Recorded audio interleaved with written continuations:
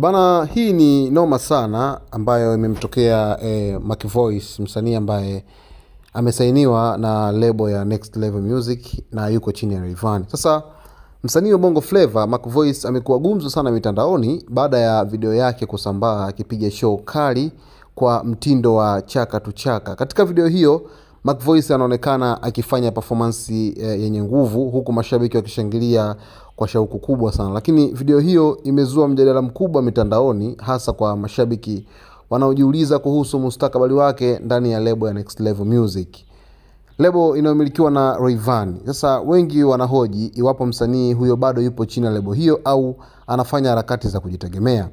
Tangu Mac Voice ajiunge na Next Level Music amekuwa akiachia nyimbo kwa wasiwasi sana, kwa kubipu, na alikuwa akiachia nyimbo kwa kipindi fulani, anakaa kipindi kingine tena anakaa muda mrefu, hawezi kuachia ngoma kama ambavyo Rayvanny anafanya. Lakini ngoma zake kadhaa ziliweza pia kupata maarufu mkubwa sana, lakini hadi sasa hajaweza kuachia hit kubwa yote ambayo imeweza kuhit kwa miaka mingi kidogo. Na hii ni dalili ya kurudi kwa nguvu kwenye gemu, au kuna kitu kingine ambacho kinakuja. Sasa wadau wa muziki na mashabiki wanaendelea kufuatilia mwenendo wake, huku wakisubiri kuona nini kitafuata baada ya show hiyo ambayo imeteka mitandao.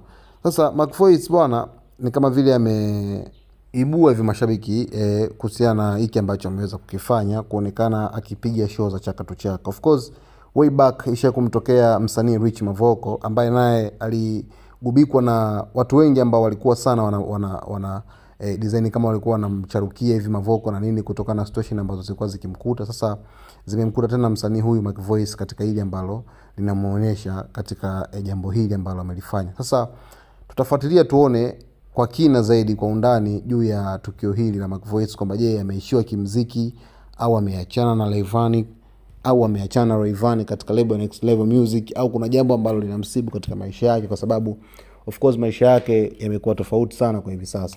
Sakata la Mac Voice tutakuja nalo hapa ndani ya Zone Media, hivyo usisahau kusubscribe channel yetu, kulike video zetu, kucomment pamoja na kushare.